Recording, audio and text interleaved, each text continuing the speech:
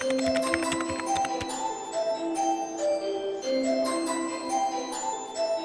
morning!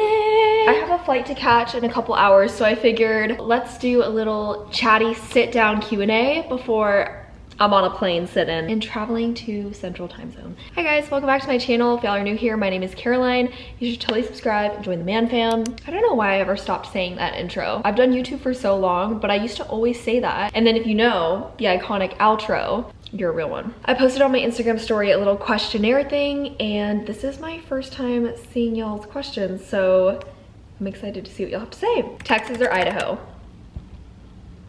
Idaho. Don't hate me, Texans. I do love Texas, and I love my childhood there, but Idaho has really become my home. This is somewhere where I want to raise my family one day. Although for some odd reason, I feel like I'm gonna end up in Texas for a little bit, but Idaho. Idaho for sure. How to have patience with military schedules, LOL. Yeah, no kidding, literally LOL. My boyfriend has probably one of the most crazy schedules, especially during the summer, where you would think there would be a little bit more flexibility since he still is at the Air Force Academy. But because he's on the soaring team and is a soaring instructor, he only gets 8 days off. So yes, we're actually using 4 of them to go to New York in 4 days. So I get 4 of the days, and then the other 4 he used obviously to do at his leisure in the summer. It really does stink. At the end of the day, dating someone though, or even like being married to someone in the military, that's kind of what you sign up for. And I knew going into our relationship that he was gonna have a very unpredictable schedule. And if I couldn't do that, then the relationship wouldn't be fit. But fortunately, I do have experience because my sister went to the Air Force Academy, my dad was in the military, I come from a big military presence, so I'm very aware that a lot of things are just simply out of your control.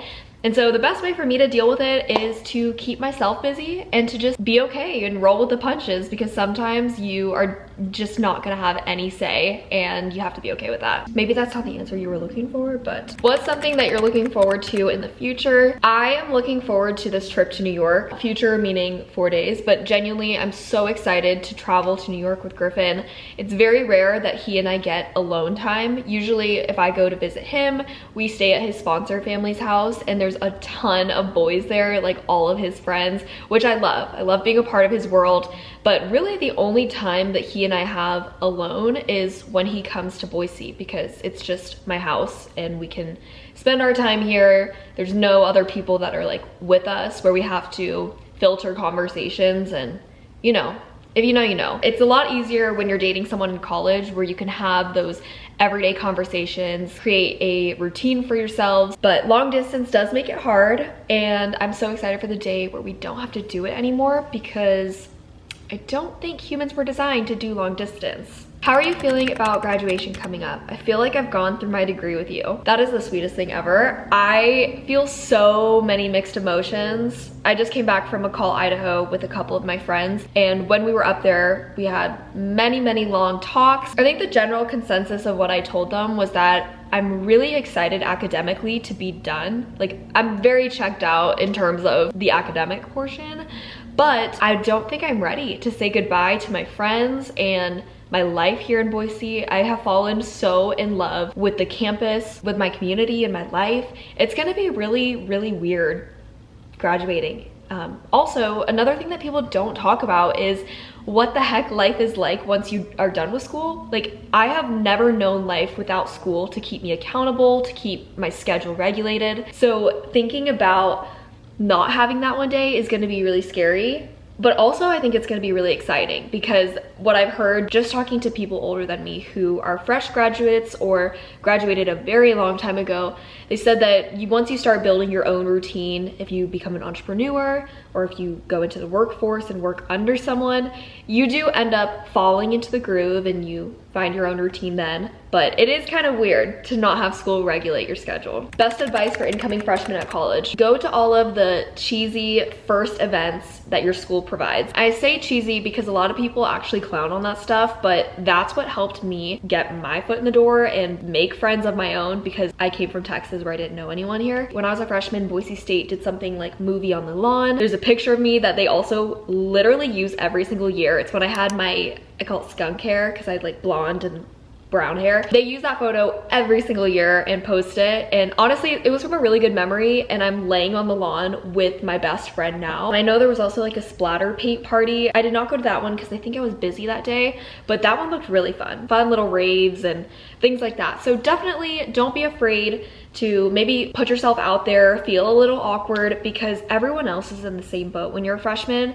And if you constantly say no to things, then you're never going to put yourself in a situation where you could potentially meet your lifelong college best friend. Any advice for the talking stage? I've never talked to a guy before and I need help. As cliche as it sounds, be yourself. And if you can tell that the other person is not being themselves or not like matching the energy that you're giving, if they're playing games or just being really dry and confusing, then move on.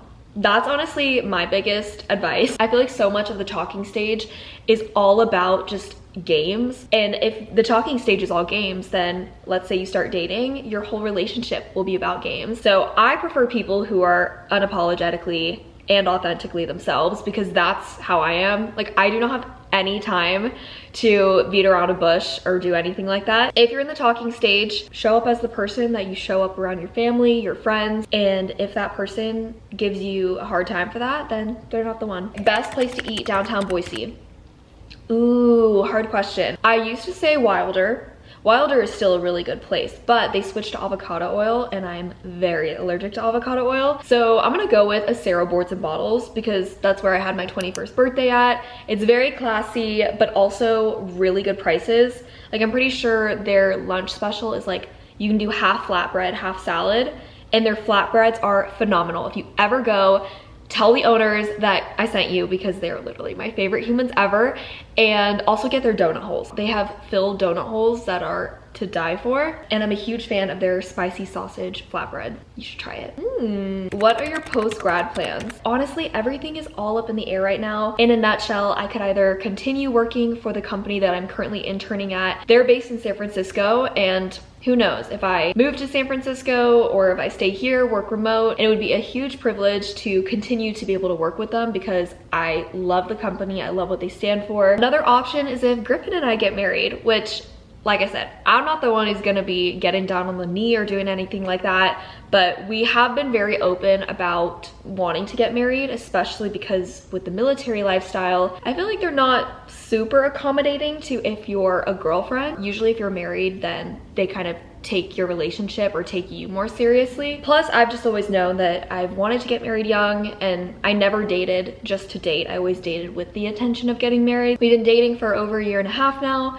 and whenever he does it, I'll say yes. Another option could honestly be, I mean, I really want to spend as much time as I can with my grandmother. She lives in Mill Valley, California, and even though California is probably not like the #1 place that I want to live, just because of like prices and culture there, I will say I would do it with a smile if I got to take care of my grandma. She's been in the hospital a lot lately, and I feel really bad about the burden of having all my other family members take care of her. And obviously, I know I'm in college. It's not like my responsibility to fly out there every weekend, but financially, I'm very blessed to be in a position where I could take off time, take a year, and just go out there and help cook for her, take her to her doctor's appointments and whatnot. Everything's up in the air, you guys. Okay, I'm gonna answer one more question, and then I'm gonna save these questions because there's a ton in probably future videos, and then just answer them. Advice on early 20s girlies who are feeling lost in life. That's a thought-provoking one.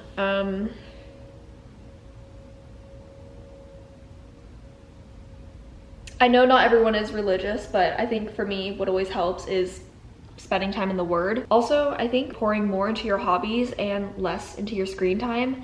It's really hard because everything in our world is centered around this thing.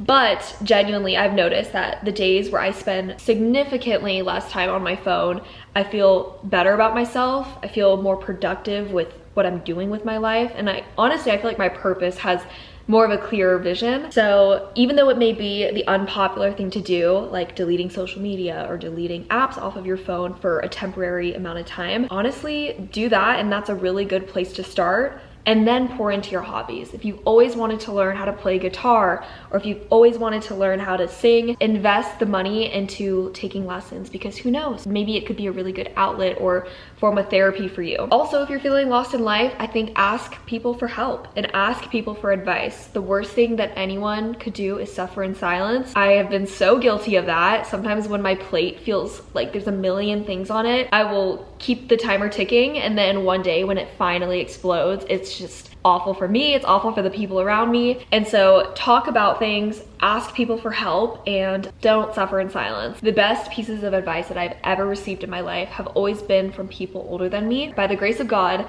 my older godparents ended up moving to Idaho, and they're about like a 25-30 minute drive away, but frequently I go over there for dinner, take them out for breakfast.